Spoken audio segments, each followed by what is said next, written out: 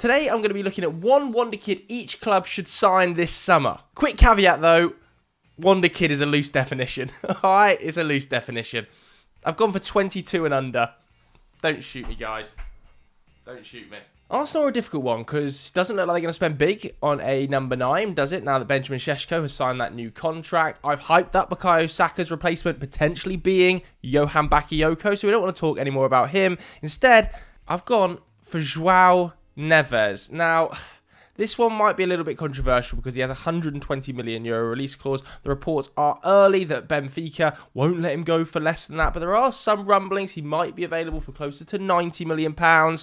And it's a risk potentially worth taking if you're Arsenal. Still only 19 years old, what he would offer is a player that can come in and sit alongside Declan Rice, almost like a young, combative version of Jorginho. What we've seen for England at times, actually, with Declan Rice, and majority of the time with Arsenal, the last 15 games of the season, he played in that much more advanced role. His heat map was very much a left-sided central midfielder that was looking to burst into the box at times or arrive late, press high. So does he need to be paired with someone who can do a little bit more of the defensive work, who is happy to receive the ball in the first phase, turn and play? Because that is what Joao Neves is good at. Even in the Champions League, this guy's putting up 6 tackles and interceptions. His progressive pass numbers are amongst the top 10% of players from Europe's top 7 leagues. Of course, this takes into account not just the top 5 leagues, but Liga NOS as well. Someone is going to buy Joao Neves, and it would be a big statement of intent from Arsenal to go out and say, who is the best young defensive come central midfielder in Europe / the world. If it's Joao Neves and the club believe it's Joao Neves, they should go and put a marker down and sign him, because he's going to end up at another rival club. If he ends up at Man City, let's say, as a sort of long-term heir / partner alongside Rodri, then you might well regret it. I think this is a risk worth taking for an Arsenal team that have already got a very solid squad, and if it didn't work out with Joao Neves, there's not an awful lot of downside other than the money lost. Aston Villa then, this one's already a done deal, of course, but I'm going to talk about Ian Maatsen to Villa because I haven't spoken about it too much on my other shows, and I absolutely love this deal. He just about scrapes into the wonder kid bracket I'm talking about today because, of course, he is 22 years old. Borussia Dortmund were very keen on signing him. He had a fantastic second half of the season on loan in Germany. You know, his ability to invert got all of the Dortmund fans very excited. He was a key component to their Champions League run, but he doesn't just invert. He can play on the outside. He's very comfortable in possession. When you think back to his days in the Championship at Burnley, he was playing in a hyper ball dominant side. They had so much possession, Burnley. They dominated nearly every team, one of the best Championship teams we've ever seen. And the Championship nowadays is a decent barometer for players stepping up to that next level. We've seen it with the likes of Victor Gyökeres do it very, very seamlessly recently. Ian Maatsen did that at Borussia Dortmund. For Villa to go in there and say, you know, Borussia Dortmund won him for 35, we'll pay a couple £1 million extra, we'll get him, is a huge statement. And I do believe it's a massive upgrade on Moreno, who might well leave the club, and Luca Dean. Luca Dean had good spells last season, but Maatsen, given his age, given his profile, adds something totally different to how Aston Villa want to play. When Konsa plays at the right back, they can shuffle across into about 3. Ian Maatsen can invert into that defensive midfield position to offer cover. That will allow them to play another more advanced midfielder should they lose Douglas Luiz. This is brilliant squad planning. I really like Maatsen going to Villa. Alright, at Bournemouth, I've gone for something a little bit rogue. They've lost Lloyd Kelly, so they've lost a central defensive option. Obviously, Senesi and Zabarnyi have been excellent, but not an awful lot of depth behind them. So I'm suggesting AZ Alkmaar's youngster, Wouter Gush. Now, I'm hoping that's how you pronounce it, because what we're talking about with Wouter Gush is one of the premier talents in the Eredivisie. For a player of his age, he's still only 20, to be a centre-back is not easy.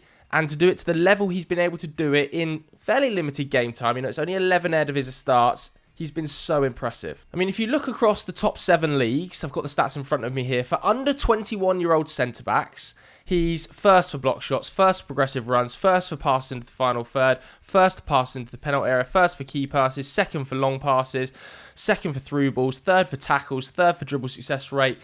When you watch his highlights, he reminds you a little bit of a John Stones type. He's only 20 years old, but he's 6'2". He's very calm and composed on the ball, but is physically strong enough to win defensive duels. I like him. Okay, at Brentford, previously I've suggested Brozier. I got pelters from the Brentford fans talking about fullbacks, talking about depth behind Rico Henry, who's coming off the back of that serious injury. Of course, Aaron Hickey coming off the back of a serious injury as well. So I've looked at Patrick Dorgu here, the Lecce left-back. Now, Dorgu put up 17 starts this season for Lecce, who were pretty mixed. 14th they finished in Serie A. He joined from Nordjylland, so it might not be the cheapest move to make happen because he is extremely aggressive on and off the ball. A real physical monster. He's able to progress the ball extremely well with his dribbling and his power. He's also linked a little bit with Juventus, so Brentford would face pretty stiff competition. He's Danish too. That does help, doesn't it? Obviously, the Danish connections at Brentford. We've seen the players they've signed from Denmark in the past. Having Thomas Frank there might well help. This is a bit of a rogue one, but I quite like it. Okay, at Brighton, I still don't think they've replaced Moises Caicedo's defensive output. I know that Carlos Baleba can progress the ball really nicely. I really like Billy Gilmore's ability on the ball as well. He's such a tidy footballer. But the defensive output Caicedo was able to produce, that upwards of 5 tackles and interceptions in the Premier League. His coverage in big, wide open spaces, still missing. So I'm going to suggest Ezequiel Fernandez from Boca Juniors. Now, he's still only 20 years old, so this is definitely a work in progress as a profile. But defensively, his numbers mirror what Moises Caicedo was able to produce in the Premier League. Huge defensive output, upwards of 6-7 tackles and interceptions. He's also quite comfortable on the ball. You know, massive pass completion numbers when he was at Tigre on loan and recently when he returned. This is a bit of an out there shout because he's quite an unknown, but they've recruited amazingly well from South America in the past, and it might well be worth having another go. For Chelsea, you might be wondering why I've got so many hats on. Well, I didn't have a hard hat in my house, so this is my attempt at wearing a hard hat, because Barca fans are going to give me pelters. I'm saying Vitor Roque. Because clearly Vitor Roque hasn't worked at Barcelona. The signing in the first place felt very muddled, didn't it? A big old fee up front, 30 million euros in add-ons at a time when really it was pretty clear a Busquets replacement was required rather than another young striker. Xavi leaving the club does open the door a little bit, but it feels like Hansi Flick worked with Lewandowski before. Is that just going to be a natural fit? Lewandowski going to eat up 100% of the minutes again? I potentially think so. Chelsea looking for a young striker. Lots of links over the last couple of weeks. And I don't see this one actually happening in real life. But nice age, nice profile in terms of his goal-scoring ability. Dropping deep and offering something different to Nicholas Jackson. An excellent goal-scoring rate at Atletico Paranense. And throw the clock back to 2023. And he was the youngest player to play for Brazil since R9. That's since been broken, of course, by Endrick. But high-level talent, man. This would be an exciting signing, and I think Barca need the cash. If they do lose Olise and they want to sign a right winger, there might be something in this. I'm going to say Noni Madueke. I don't think Madueke got nearly enough respect at Chelsea last season. There were times when he was dropped and Sterling was played when he should have been continuously played. I think he is an excellent player on the ball. I've got his numbers in front of me here. Top 5% for pass completion. He's in the top 2% of wingers for progressive carries. Top 5% for successful take-ons. Top 5% for touches in the final third. He is a really exciting talent. And there's been question marks over his attitude because of the sort of falling out with Cole Palmer over the penalty taking. But I actually think he works harder than people give him credit for. He's excellent in transition on the ball. He's now played in multiple different systems at Chelsea. He's got experience playing abroad because trying to replace Olise isn't going to be easy. And Madueke feels like quite a natural fit.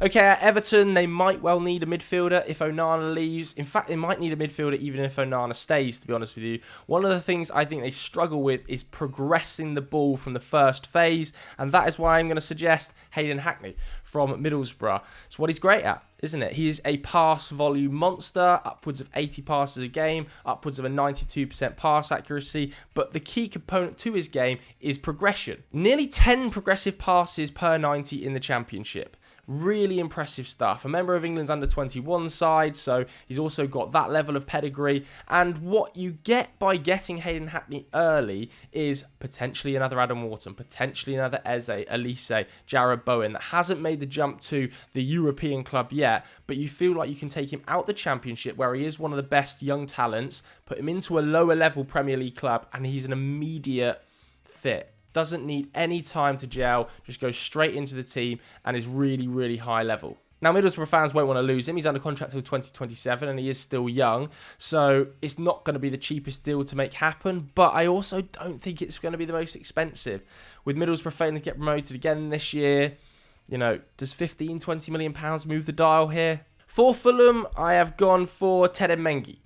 Really liked Teden Mengi. He was excellent last season for Luton. He's an absolute leader and a character off the field, but he's also a warrior on it. Some of his defensive numbers, the tackles, the blocks, the clearances. He was in the top 5% of players for interceptions last season as a centre-back playing for Luton. Reads the game really, really well.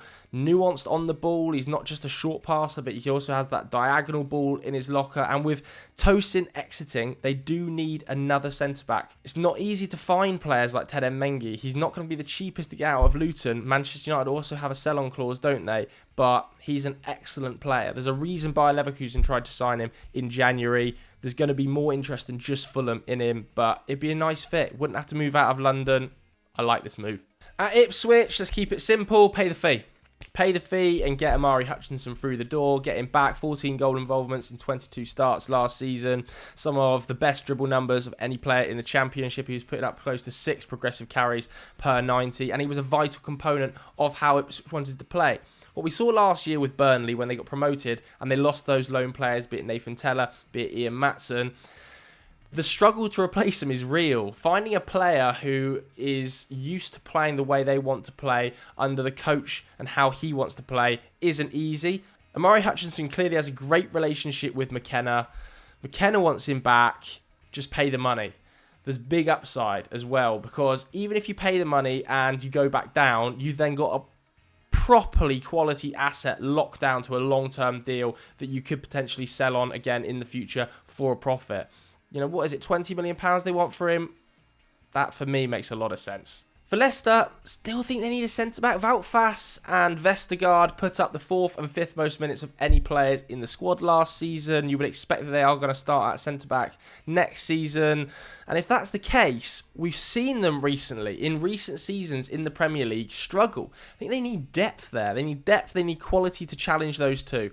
So for that reason, the player I'm suggesting is Sepp van den Berg. Going to be interesting to see how Steve Cooper lines up. Is it in a back 4? Is it in a back 3? If it is in a back 3, like he was operating with at Nottingham Forest, there is going to be room for a centre-back. Sepp van den Berg would allow you to get higher at the pitch. He's an excellent defender. He's still only 22 years old, so he squeezes into my Wonder Kids category. He's coming off a season where he was their best player in a team that had actually one of the better defences in the league, despite their position overall as a side. Their underlying numbers were pretty strong. 5th best by expected goals against. And again, because he's coming out of one of the big 6, I think you are getting a high-level talent for a slightly lower cost than you would be signing him from if you were to get him straight out of Mainz. I think Liverpool would probably part with him for 10 to 15 million pounds, and that would be a good deal. And by parting with him for 10 to 15 million pounds, it would open up a centre-back spot on their roster, and there is a unique market opportunity here, isn't there, to sign Leny Yoro. Now, if you haven't heard of Leny Yoro, where have you been? He's still only 18, and what we're talking about here is basically a freak. 6'4", reads the game like an absolute monster. So physical, so fast, totally composed on the ball. 30 starts at 18 at centre-back for Lille. 30 starts as an 18-year-old centre-back in Liga for a team that finished with the 3rd best defensive record in the league. He looks so composed. Some people, Premier League fans, might have seen him against Aston Villa, bossing the game at times. He's such a high-level talent. This is a unicorn in the centre-back market. And the issue when you've got a unicorn in the centre-back market, if we're honest, is Real Madrid. That spectre looms large, doesn't it? They are all-powerful, all-conquering, and they become even more powerful when a player has 1 year left on his contract. And that is the situation with Leny Yoro.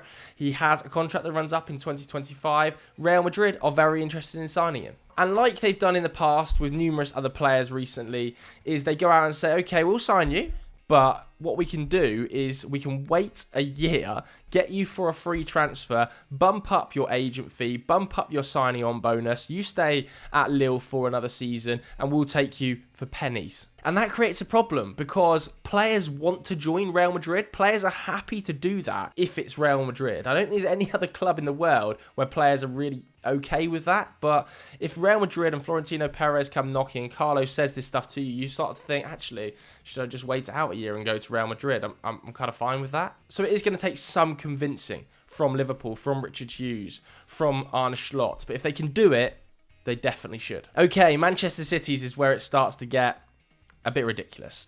Man City is so hard to appoint wonderkids to because their academy is stuffed full of wonderkids. They've got good young players in most positions.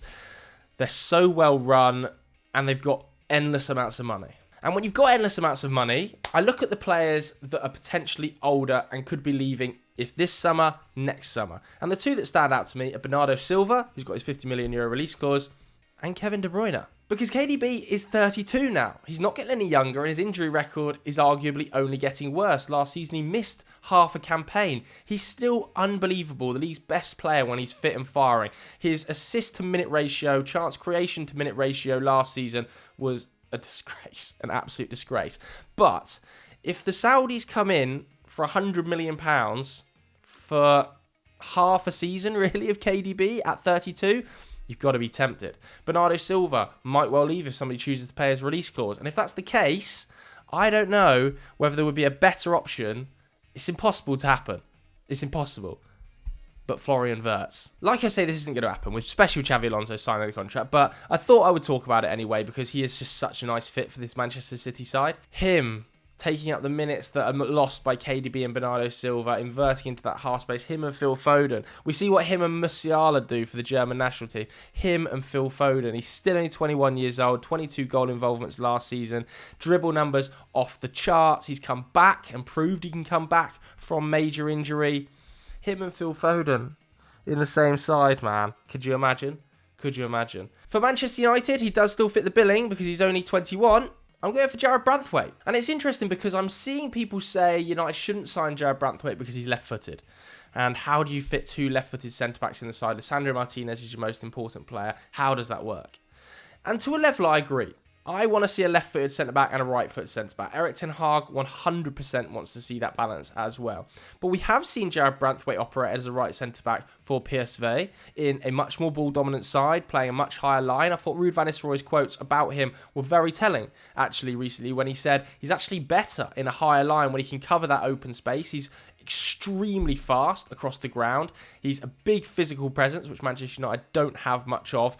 Let's be honest with you, the team is pretty weak. And at 21 years old, a little bit like Leny Yoro, he does have that sort of unicorn profile that is just so good on the ball, so composed, such a good line breaker, but also such a good defender, so physical. I just think United have to look at this, again, a little bit like Leny Yoro as a unique market opportunity. Even though he's left-footed, with Lisandro Martinez's injury problems last season, and they were so extensive and have been for 18 months, I don't trust him to play 60 games a season.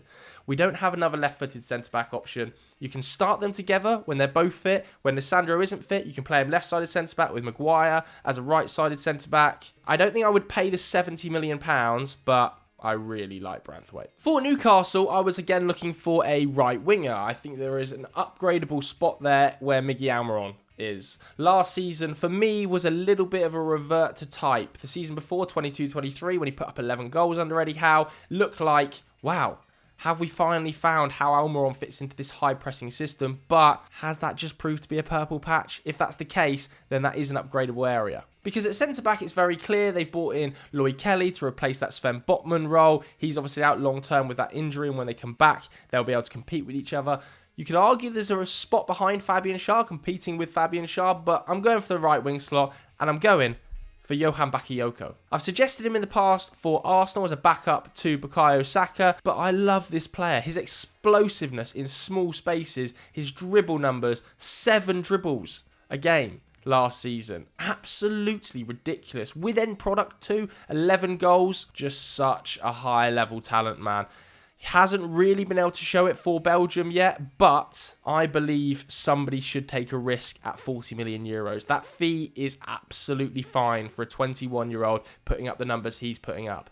They are Jeremy Doku level numbers. And Jeremy Doku went for 60. At Forest, under Nuno, I've gone for Eric da Silva Moreira. Looking at Forest squad, I still think there is a hole at right back. I know Nico Williams has done a job there. Montiel did a job as well last season. But what Moreira offers is a younger alternative. More of a right wing back, a flying wing back. He's so good in transition. Really reminds you of almost Antonio Valencia. Like, quite powerful, quite stocky, but very direct, very attacking, strong enough off the ball. He's currently playing at St. Pauli as well. Obviously, they've got promoted to the Bundesliga, so it's not going to be the easiest deal to get done, but it is an option. For Southampton, I'm actually going to suggest signing Fabio Carvalho, either on loan or on a permanent from Liverpool. Last season at Hull, 11 goal involvements in 20 starts, and really, really impressive creative numbers yet again. Not just creative numbers for creative numbers' sake, though, because we are talking about a player who was putting up nearly 5 progressive passes, 2 progressive carries, but we're also talking about a player